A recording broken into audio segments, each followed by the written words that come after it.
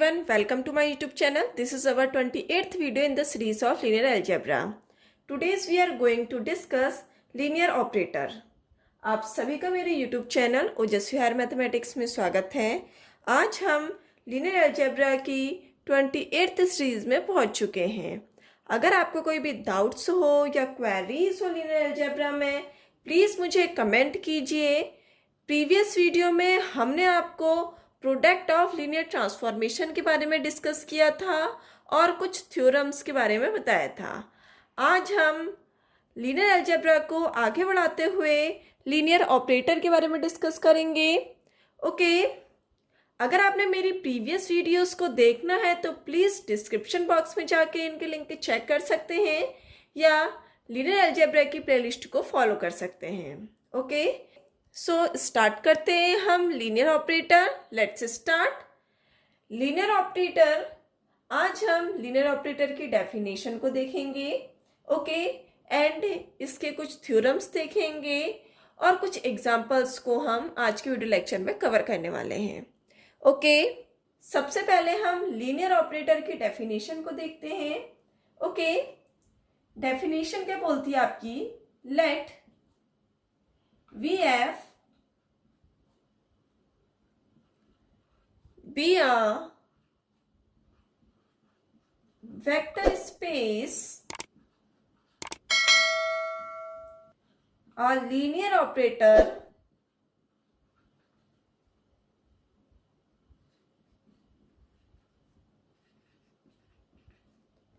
on V is a function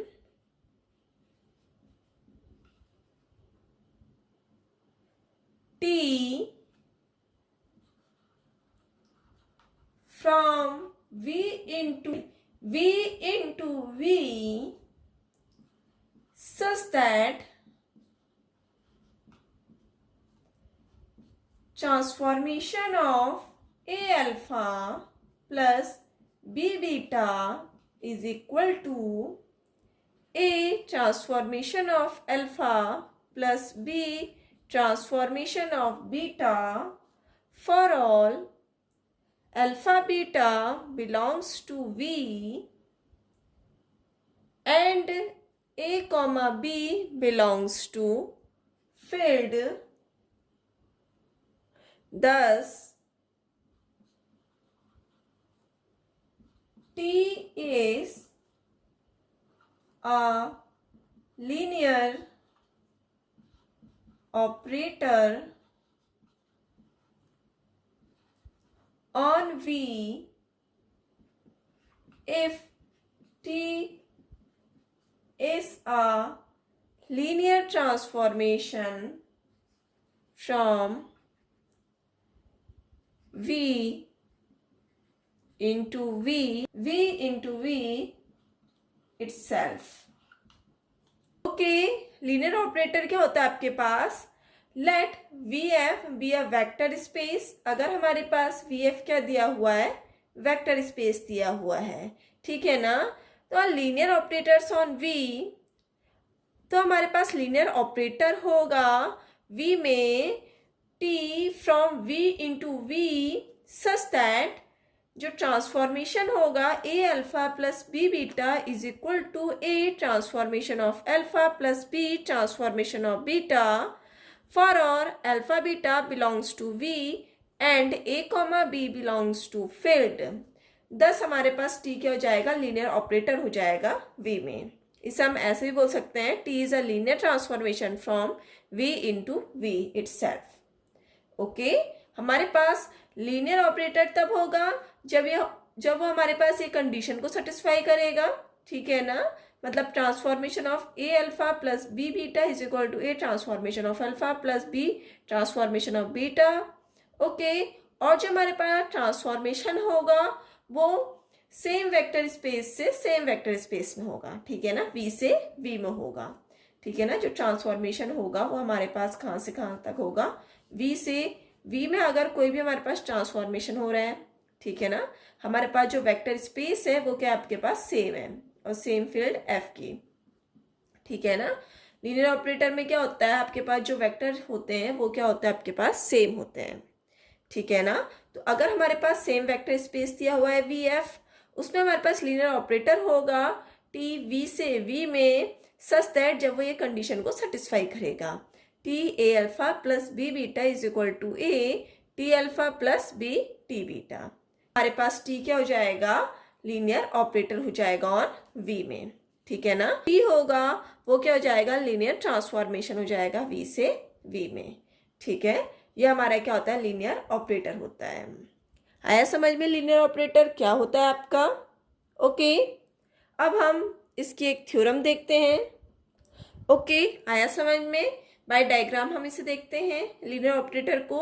अगर हमारे पास एक वेक्टर स्पेस वी एफ है, ठीक है ना, और हम इस वी एफ की सेम वेक्टर स्पेस में मैपिंग करा रहे हैं, ठीक है ना। जो वेक्टर स्पेस है हमारे पास सेम है और इसकी हम मैपिंग करा रहे हैं, ठीक है ना, टी। ओके, अगर हमारे पास दो क्या हमारे पास सेम वेक्टर स्पेस है, ठीक है ना, तो हमारे पास सेम वेक्टर स्पेस है और हम इसमें मैपिंग किसकी करा रहे हैं, टी की मैपिंग करा रहे हैं, ठीक है ना। अब हमारे पास जो कंडीशन होती है वो अगर इस वेक्टर स्पेस में इस लीनियर ऑपरेटर में फुलफिल करती है तो उसे हम क्या बोलेंगे, linear operator on V. Okay, जो हमारे पास ये कंडीशन होगी T A alpha plus B beta is equal to A T alpha plus B T beta. Okay, अगर ये कंडीशन आपकी सेटिस्फाई कर रही है तब तो हमारे पास जो टी होगा वो क्या हो जाएगा, लीनियर ऑपरेटर हो जाएगा। ओके, इस कंडीशन को हम ऐसे भी लिख सकते हैं T alpha plus beta is equal to T alpha plus T beta. Okay, and T A alpha is equal to A T of alpha. Okay, अगर हमारे पास सेम वेक्टर स्पेस से सेम वेक्टर स्पेस में कोई भी mapping हो रही है तो लीनियर ऑपरेटर होगी जब वो एक कंडीशन को क्या करेगी, सेटिस्फाई करेगी, ठीक है। अगर हमारे पास ए अल्फा और बी बीटा का जो लीनियर कॉम्बिनेशन है, ठीक है ना, और हम इसका ट्रांसफॉर्म कर रहे हैं तो हमारे पास क्या जाएगा, A transform of alpha plus B transform of beta जाएगा, तो हमारे पास टी क्या हो जाएगा, लीनियर ऑपरेटर हो जाएगा। ओके, इससे पहले मैंने आपको लीनियर ट्रांसफॉर्मेशन बहुत अच्छे से समझा रखा है। अगर आपने लीनियर ट्रांसफॉर्मेशन की वीडियोस को देखा है तो आपको जो लीनियर ऑपरेटर की वीडियो है ये अच्छे से समझ में आ गई होगी। ओके, अब हम इसकी थ्योरम पे आते हैं। एक थ्योरम है, मोस्ट इम्पोर्टेंट थ्योरम है। ओके, आइए देखते हैं हम वो थ्योरम। आइए अब हम थ्योरम देखते हैं, ठीक है ना। ये मोस्ट इम्पोर्टेंट थ्योरम है एग्जाम पॉइंट ऑफ व्यू से। Okay, let T is a linear operator on V, prove that the following two statement about T are equivalent। अगर हमारे पास T linear operator दिया हुआ है on VF में तो हमारे पास T क्या है, ओके, तो हमारे पास दो स्टेटमेंट हैं अबाउट T, वो क्या है हमारे पास, इक्विवेलेंट है। नंबर फर्स्ट जो स्टेटमेंट है वो क्या आपके पास, the intersection of the range of T and the null space of T is the zero subspace of V। Okay, जो इंटरसेक्शन होगा range of T and null space of T का वो किसके इक्वल होगा, zero subspace of V के equal होगा। Okay, मतलब R T intersection of N T is equal to zero vector dash. Okay, R T क्या होता है आपके पास, range of T, and N T क्या होता है आपके पास, null space of T. Range और नल स्पेस को मैंने आपको प्रीवियस वीडियोस में बता रखा है क्या होता है। ओके, फर्स्ट स्टेटमेंट आपका ये है। सेकंड क्या है आपके पास, T alpha is equal to zero vector dash है। Okay, implies T alpha is equal to zero vector dash है। ओके, आया समझ में। अगर हमारे पास रेंज और नल स्पेस का इंटरसेक्शन इक्वल है जीरो वेक्टर डैश के, तो हमारे पास ये किसके इक्विवेलेंट होगा, आपके पास T alpha is equal to zero vector dash implies T alpha is equal to zero dash. Okay, bye diagram में इसे एक बार आपको समझा देती हूँ।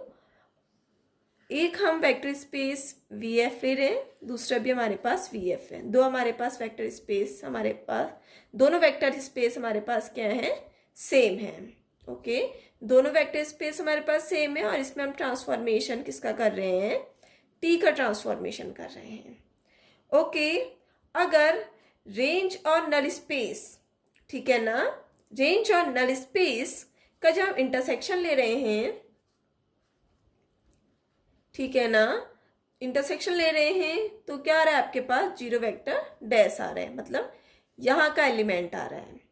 ओके, किसका एलिमेंट आ रहा है आपके पास, वी एफ सेकेंड वाले वेक्टर स्पेस का आ रहा है, और सेकेंड वाला वेक्टर स्पेस और फर्स्ट वाला वेक्टर स्पेस क्या आपके पास सेम है, ठीक है ना। तो जीरो वेक्टर डैश जो रेंज ऑफ टी है उसका जब हम इंटरसेक्शन कर रहे हैं नल स्पेस ऑफ टी के साथ, तो वो क्या दे रहा है, zero subspace of we दे रहा है।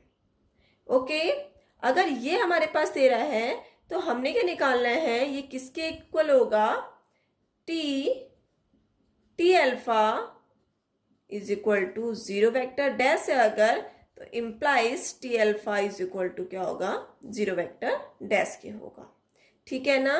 जब हम इसका ट्रांसफॉर्म करते हैं तो क्या देता है आपके पास, transform of T alpha is equal to zero vector dash दे रहा है, ठीक है ना। अगर ये जीरो वेक्टर डैश दे रहा है तो जो टी अल्फा होगा वो भी किसके इक्वल होगा, जीरो वेक्टर डैश के इक्वल होगा। ओके, आया समझ में। आइए हम इसको प्रूफ करते हैं। सबसे पहले हम फर्स्ट से सेकंड को प्रूफ करते हैं। Okay, first, we shall show that first implies second. Okay, पहले हम फर्स्ट से सेकेंड को शो कर रहे हैं, उसके बाद हम सेकेंड से फर्स्ट को शो करेंगे, क्योंकि ये दोनों हमारे पास क्या दिए हैं, इक्विवेलेंट दिए हैं। ओके, तो हम जानते हैं कि we have T alpha is equal to zero vector dash दिया हुआ है हमारे पास, ठीक है ना। क्योंकि हम फर्स्ट से सेकेंड को शो कर रहे हैं तो हमने ये इम्प्लाइज ये निकालना है। तो अगर हमारे पास ये दिया हुआ है और range intersection null space of T is equal to zero vector dash दिया है तो हमने ये फाइंड आउट करना है। ओके, तो T alpha is equal to zero vector dash है, implies T alpha belongs to null space of T, ठीक है ना, by definition of null space. Okay, जो टी अल्फा होगा वो किसको बिलोंग करेगा, नल स्पेस ऑफ टी को बिलोंग करेगा। Implies T alpha is also belongs to R T intersection of null space of T. Okay, since alpha belongs to V implies T alpha belongs to range space of T. अगर हमारे पास कोई भी alpha V को belong कर रहा है तो जो इसका हम ट्रांसफॉर्म करेंगे वो किसको बिलोंग करेगा, रेंज स्पेस ऑफ T को बिलोंग करेगा। अगर हमारे पास टी अल्फा बिलोंग कर रहा है रेंज स्पेस ऑफ टी को एंड टी अल्फा बिलोंग कर रहा है नल स्पेस ऑफ टी को, तो ये इसके इंटरसेक्शन को भी बिलोंग करेगा। ओके, आया समझ में। अब हमारे पास ये इसको बिलोंग कर गया तो implies T alpha is equal to क्या आ गया आपके पास, जीरो वेक्टर डैश आ गया, क्योंकि हमारे पास कंडीशन क्या थी, range of T intersection null space of T is equal to zero vector dash था, ठीक है ना। अगर ये इसके इक्वल था और ये वाला इसको बिलोंग कर रहा है तो टी अल्फा किसके इक्वल हो जाएगा, जीरो वेक्टर डैश के इक्वल हो जाएगा। Okay, because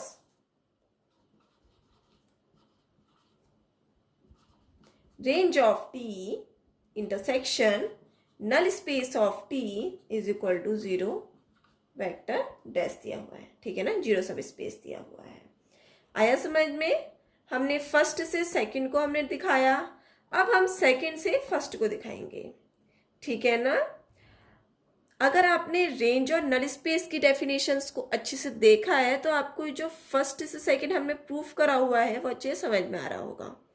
ओके, अब हम सेकंड से फर्स्ट में आते हैं। ठीक है, now we shall show that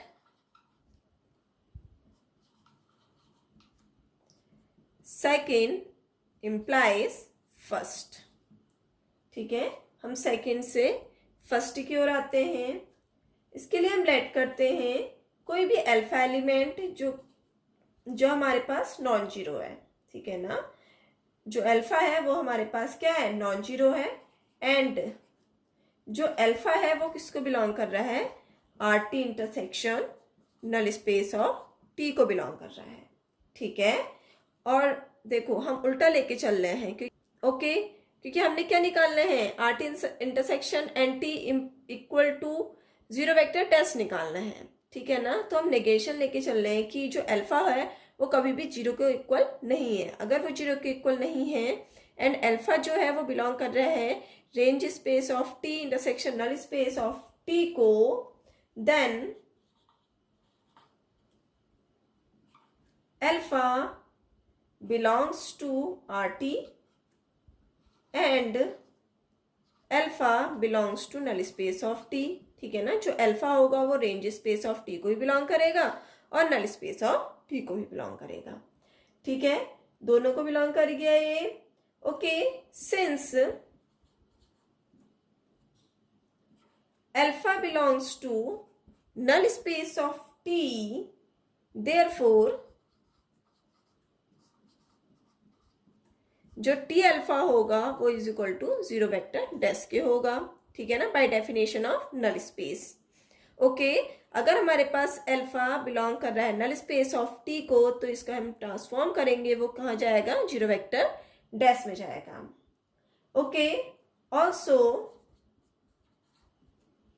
alpha belongs to range space of T implies there exist beta belongs to V. अगर हमारे पास बीटा बिलोंग कर रहा है किसको, वेक्टर्स को बिलोंग कर रहा है, सच दैट जो टी बीटा होगा वो किसको इक्वल होगा, अल्फा के इक्वल होगा।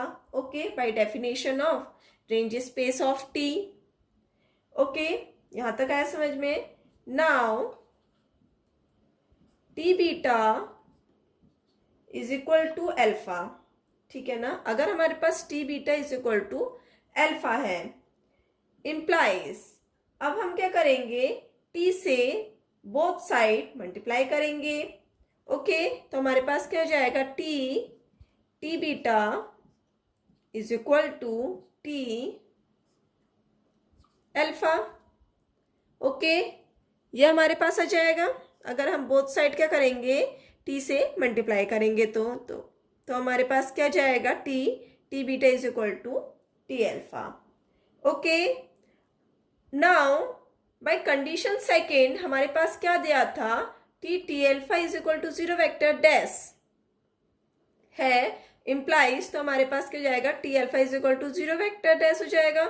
ठीक है ना, अगर ये जीरो वेक्टर डैश आ गया तो हमारे पास यहां से क्या आएगा, T alpha is equal to zero vector dash. Okay, यहां तक आया समझ में। अब हमारे पास ये आ गया, तो there exist beta belongs to V such that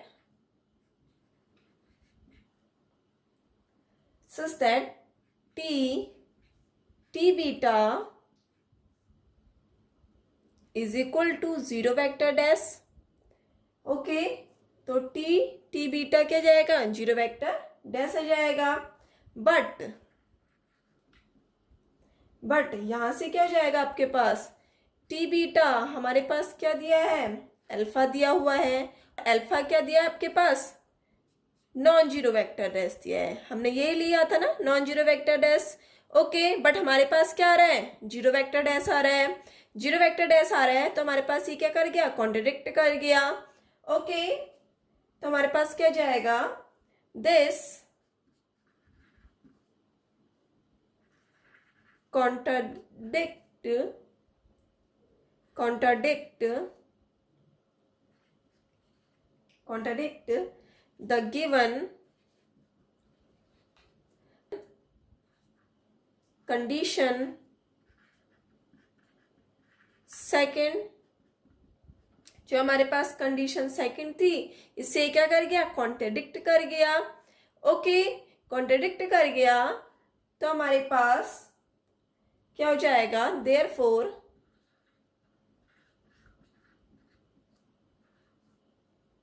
there exist no alpha belongs to RT intersection null space of T such that alpha non zero दिया हुआ है, हैंस हमारे पास क्या आ गया, RT intersection null space of T is equal to zero vector dash. Okay, हमारे पास क्या आ गया, range space of T intersection null space of T is equal to zero subspace. Okay, आया समझ में।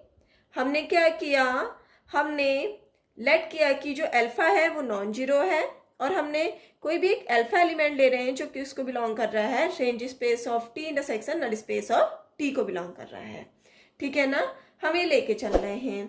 ओके, अगर जो अल्फा है वो range space T intersection null space of T को बिलोंग कर रहा है तो अल्फा किसको बिलोंग करेगा, रेंज स्पेस ऑफ T को भी बिलोंग करेगा और नल स्पेस ऑफ T को भी बिलोंग करेगा, ठीक है।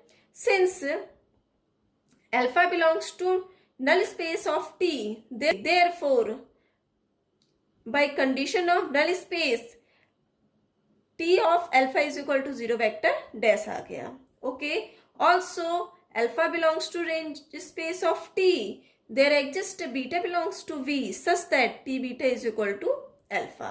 Okay, by condition of range space of T हमारे पास ये आया and null space of T हमारे पास ये आ गया। Okay, now T beta is equal to alpha है। अब हमने इसमें क्या करा, बोथ साइड क्या कर दिया, T से मल्टीप्लाई कर दिया।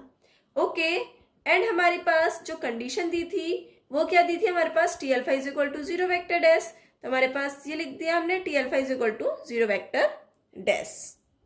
ओके, अगर T alpha zero vector dash के इक्वल है तो ये भी हमारे पास किसके इक्वल होगा, जीरो वेक्टर डैश के इक्वल होगा।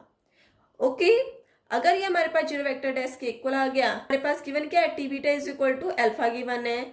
अब हमारे पास T beta is equal to alpha given है, बट अल्फा कि जो अल्फा है वो क्या आपके पास नॉन जीरो है, हमने लेके चले थे, बट हमारे पास अल्फा क्या आ रहा है, जीरो आ रहा है।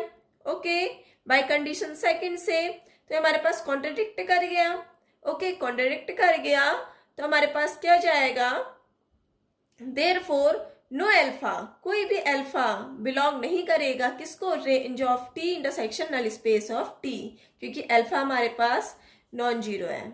ओके, नॉन जीरो है तो कोई भी अल्फा किसको बिलोंग नहीं करेगा, range space of T intersection null space of T को बिलोंग नहीं करेगा, तो हमारे पास यहां से क्या जाएगा, range space of T intersection null space of T is equal to zero सब स्पेस।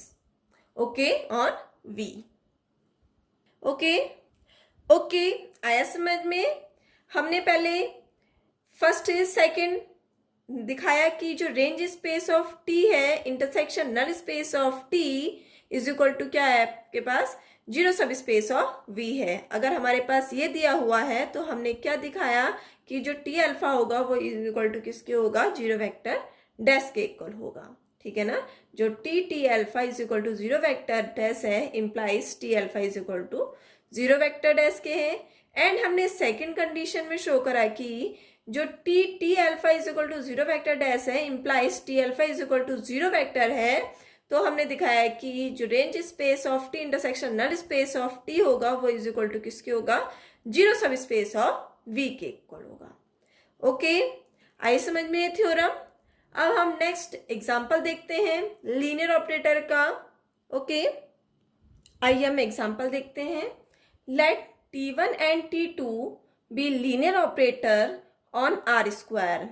इसमें हमारे पास वेक्टर स्पेस क्या दिया है, R स्क्वायर दे रखा है, ठीक है। Defined as follows T1 x1 comma x2 is equal to x1 x2 and T2 x1 comma x2 is equal to x1 comma 0।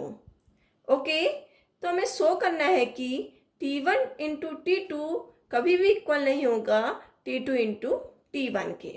Okay, अगर हमारे पास T1 और T2 लीनियर ऑपरेटर दे रखे हैं आर स्क्वायर में, ठीक है ना, हमारे पास वेक्टर स्पेस सेम है R square. Okay, and T1 x1 comma x2 is equal to क्या दिया है आपके पास x2 comma x1 and T2 x1 comma x2 क्या दे रखा है आपके पास x1 कॉमा 0।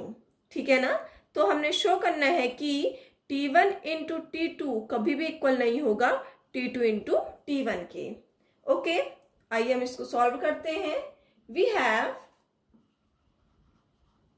अब हम T1 T2 को लेते हैं पहले, तो इसके लिए हम क्या करेंगे T1 T2 x1 comma x2 is equal to, ठीक है, क्या हो जाएगा T1 T2 x1 comma x2 लिख सकते हैं। अब हमारे पास T1 तो एज इट इज रहेगा, T2 x1 x2 क्या दिया आपके पास x1 कॉमा 0, तो क्या हो जाएगा आपके पास x1 comma 0। Okay, now T1 x1 comma 0 क्या दिया आपके पास x2 कॉमा x1, तो हमारे पास यहां से क्या जाएगा x1 क्या आपके पास x1 क्या आपके पास x2 है, तो क्या जाएगा आपके पास 0। ओके, अगर हमारे पास x1 x2 दिया है और यहाँ पर x2 क्या है 0 है, एंड x2 क्या दिया आपके पास x1 दिया हुआ है और यहाँ पर x1 क्या है आपके पास x1 है, तो हमारे पास T1 T2 x1 comma x2 is equal to क्या आ जाएगा आपके पास 0 कॉमा x1 आ जाएगा। ओके, ऑल्सो अब हम देंगे T2 T1 x1 comma x2 is equal to T2 T1 x1 comma x2। Okay, लिख सकते हैं हम। Now T2 T1 x1 comma x2। Okay, तो T1 x1 कॉमा x2 क्या दिया आपके पास x2 कॉमा x1, तो यहाँ पर x2 कॉमा x1 कर देंगे हम। Okay, is equal to T2 x2 comma x1 क्या दिया आपके पास x1 comma 0।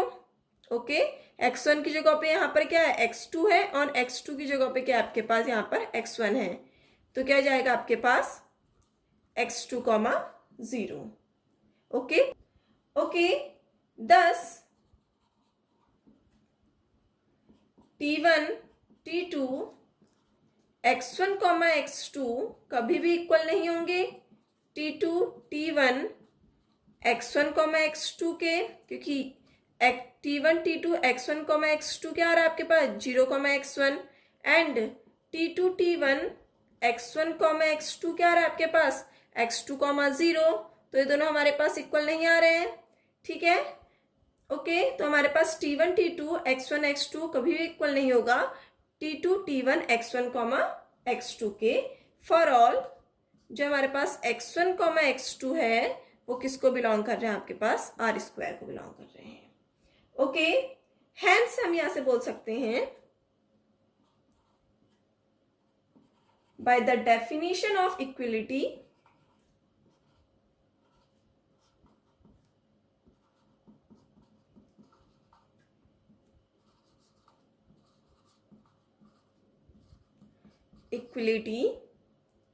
of two mapping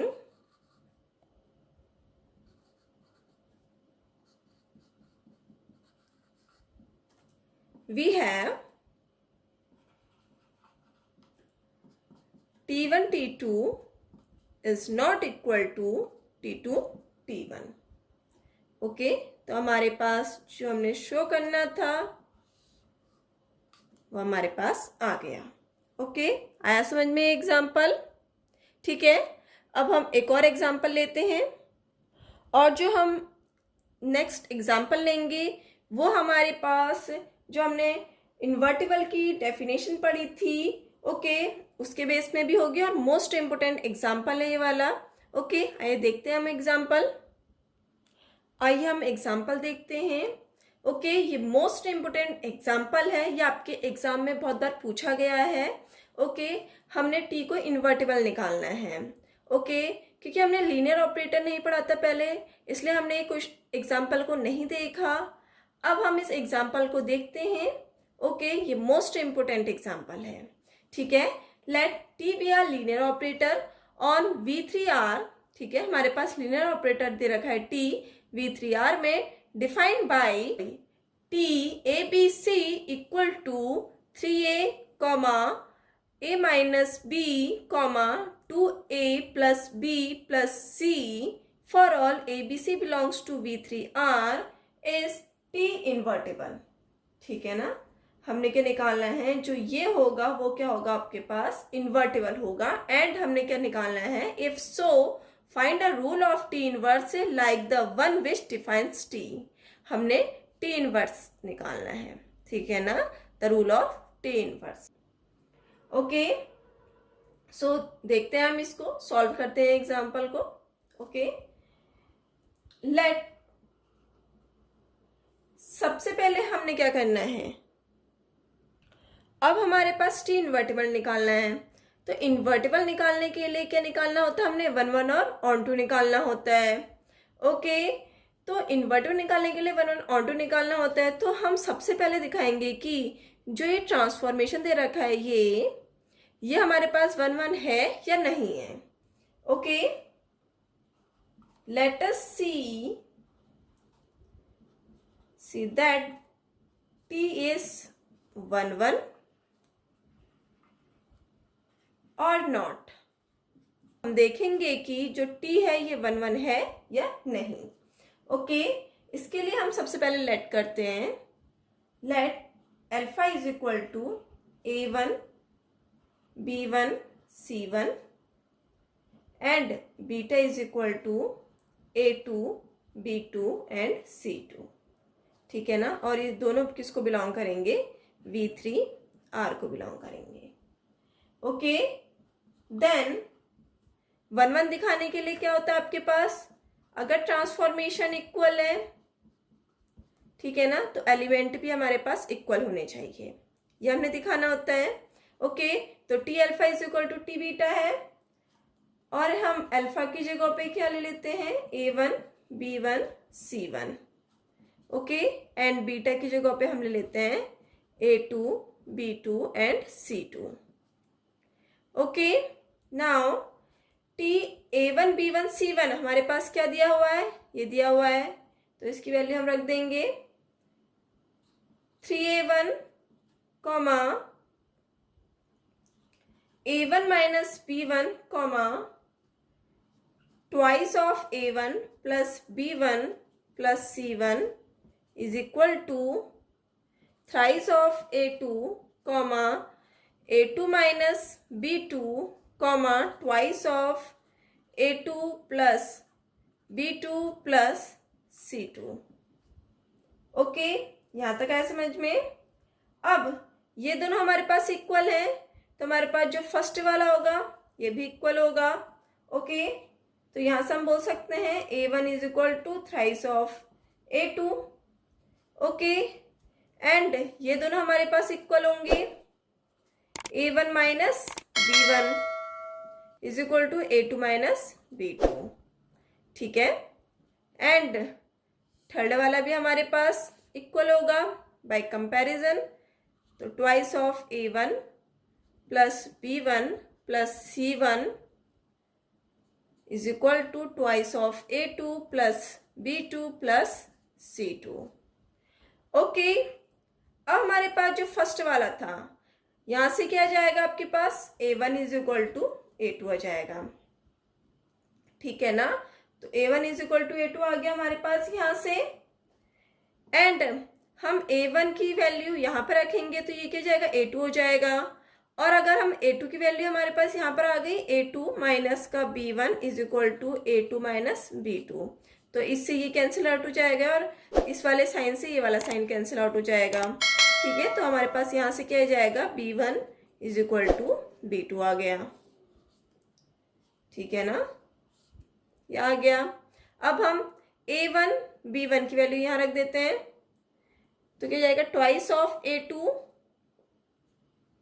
plus B2 plus C1 is equal to twice of A2 plus B2 plus C2। तो इससे ये कैंसिल आउट हो गया, इससे ये कैंसिल आउट हो गया, तो क्या जाएगा, C1 is equal to C2 हो जाएगा। ठीक है ना। तो हमारे पास जो एलिमेंट्स थे वो भी इक्वल आ गए, A1 is equal to A2 आ गया, B1 is equal to B2 आ गया and C1 is equal to C2 आ गया। तो हम यहां से बोल सकते हैं कि T इज 1 1। ठीक है, तो हमारे पास क्या आ गया, T क्या हो गया, 1 1 हो गया। Now T is linear transformation. अगर हमारे पास T क्या है, लीनियर ट्रांसफॉर्मेशन है on a finite dimensional vector space V3 R में। अगर ये फाइनाइट डायमेंशनल वेक्टर स्पेस है V3 R में, तो इसका डायमेंशन क्या हो जाएगा, डायमेंशन ऑफ T क्या हो जाएगा आपके पास, 3 हो जाएगा। ओके, तो सिंस T इज 1 1, अगर T हमारे पास 1 1 है, देयरफॉर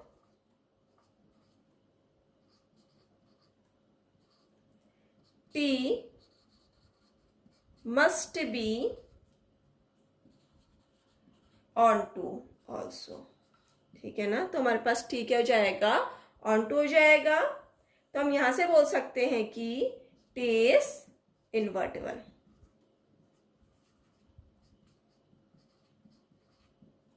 ठीक है, हमारे पास क्या जाएगा, T इन्वर्टेबल आ जाएगा। इन्वर्टेबल में हमारे पास 3 कंडीशन होती है, एक तो 1 1 होना चाहिए, दूसरा ऑन टू होना चाहिए, तीसरा हमारे पास T क्या होना चाहिए, लीनियर ट्रांसफॉर्मेशन होना चाहिए। ओके, आया समझ में। हमने सबसे पहले क्या किया, हमने इन्वर्टेबल निकालना था। तो इन्वर्टेबल निकालने के लिए हम सबसे पहले दिखाएंगे कि ये 1 1 है या नहीं है। जो हमारे पास जो ट्रांसफॉर्मेशन दिया हुआ है ये 1 1 है या नहीं है। तो 1 1 दिखाने के लिए हमारे पास क्या होता है, जो ट्रांसफॉर्मेशन होंगे, दो एलिमेंट्स के अगर इक्वल हैं तो ये दो एलिमेंट्स होंगे वो भी इक्वल होने चाहिए। ओके, इसके लिए हम लेट कर रहे हैं कोई भी अल्फा एलिमेंट, और इस अल्फा में हमारे पास A1 B1 C1 एलिमेंट्स हैं एंड बीटा में हमारे पास A2 B2 C2 एलिमेंट्स हैं। ठीक है ना, और ये दोनों हमारे पास किसको बिलोंग कर रहे हैं, V3 R को बिलोंग कर रहे हैं। ओके, अब हमने क्या करा, इस अल्फा की वैल्यू हमने यहाँ से यहाँ रख दी एंड बीटा की वैल्यू हमारे पास ये है। ओके, अब हमारे पास ये दोनों इक्वल आ गए हैं। अब हमारे पास जो कंडीशन दी थी T A B C is equal to, बस ये कंडीशन दी थी, इसको हमने इन दोनों में पुट कर दिया। ठीक है ना, इसे हमने रख दिया। अब हमने बाय कंपैरिजन हमने फर्स्ट वाले को फर्स्ट वाले के साथ, सेकंड वाले को सेकंड वाले के साथ एंड थर्ड वाले को थर्ड वाले के साथ कंपैरिजन करा। तो हमारे पास A1 is equal to A2 आया, B1 is equal to B2 आ गया and C1 is equal to C2 आ गया। ठीक है ना, हमारे पास जो एलिमेंट्स हैं वो भी इक्वल आ गए हैं। इक्वल आ गए तो हमारे पास T क्या जाएगा, 1 1 आ जाएगा। नाउ T हमारे पास लीनियर ट्रांसफॉर्मेशन है और finite dimensional vector space V3R में। ठीक है ना, तो इसका डायमेंशन क्या है, क्या अगर T आ गया, सिंस T इज 1 1, तो हम यहाँ से बोल सकते हैं T क्या है हमारे पास, ऑन टू भी होगा। ठीक है ना, तो हमारे पास ये तीनों कंडीशन आ गई है, तो T क्या हो जाएगा हमारे पास, इन्वर्टिबल निकल आएगा। ओके, आया समझ में। अब हम T इनवर्स को दिखाएंगे। ओके, अब हमने इन्वर्टिबल दिखा दिया। अब हम शो करना है, show find the rule of T inverse like the one which defines T। ठीक है, आइए दिखाते हैं हम इसको। If T A B C is equal to, हम अगर P Q R लेट करते हैं, ठीक है ना, क्योंकि हमने T इनवर्स डिफाइन करना है, तो हम T A B C is equal to P Q R let कर रहे हैं। ठीक है, देन हमारे पास जो T इनवर्स आएगा by the property of inverse, तो क्या जाएगा आपके पास, ये वाला T अगर इधर जाएगा तो T inverse P Q R is equal to क्या जाएगा आपके पास, A B C आ जाएगा। Okay, now T A B C is equal to P Q R दिया हुआ है हमारे पास। ठीक है, अब हम T A B C की वैल्यू यहां से यहां पुट कर देते हैं, तो क्या आपके पास 3A A minus P 2a plus p plus c। Okay, is equal to क्या आ गया आपके पास, p q r। ओके, अब बाय कंपैरिजन फर्स्ट वाले को फर्स्ट वाले के साथ, सेकंड वाले को सेकंड वाले के साथ एंड थर्ड वाले को थर्ड वाले के साथ हम करते हैं। तो 3a इज इक्वल टू क्या आ गया आपके पास, यहाँ से p implies p is equal to 3a and a minus b is equal to q and 2a plus b plus c is equal to r।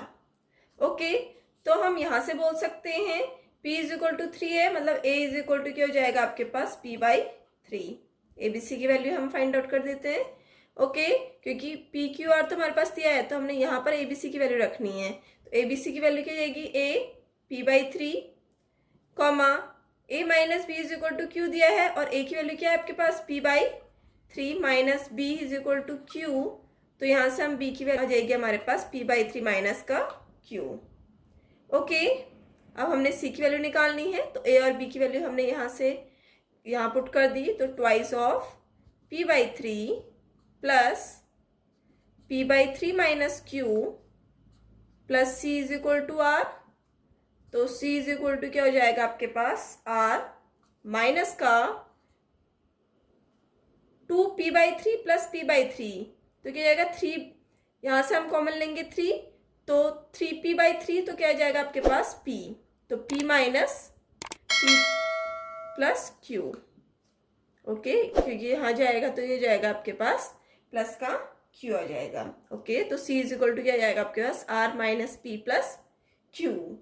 Okay, अब हम ए बी सी की value कहाँ पुट कर देंगे, इसमें पुट कर देंगे। तो क्या जाएगा आपके पास, T inverse P Q R is equal to p by 3 comma p by 3 minus q comma r minus p plus q।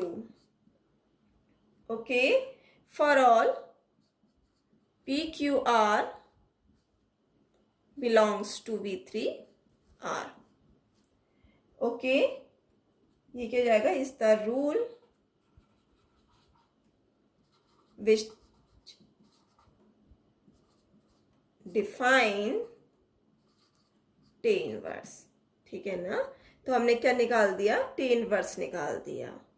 Okay, सबसे पहले हमने क्या करा, हमने T A B C is equal to P Q R लिया।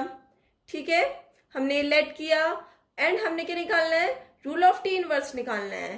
तो T inverse क्या होगा, T inverse P Q R is equal to A B C होगा। अब हम ए बी सी की वैल्यू फाइंड आउट करनी है, तो इसके लिए हम क्या करेंगे, इसको लेके चलेंगे, T A B C is equal to P Q R. Okay, and T A B C के दिया आपके पास, ट्रांसफॉर्मेशन के दिया हुआ है, T A B C is equal to 3a a minus P 2a plus p plus C दिया हुआ है। ओके, हमारे पास ये दिया हुआ है, हमने इसकी वैल्यू यहाँ पुट कर दी। ओके, अब बाय कंपैरिजन हमने फर्स्ट वाले को फर्स्ट वाले से कंपैरिजन करा, तो 3a is equal to p आ गया।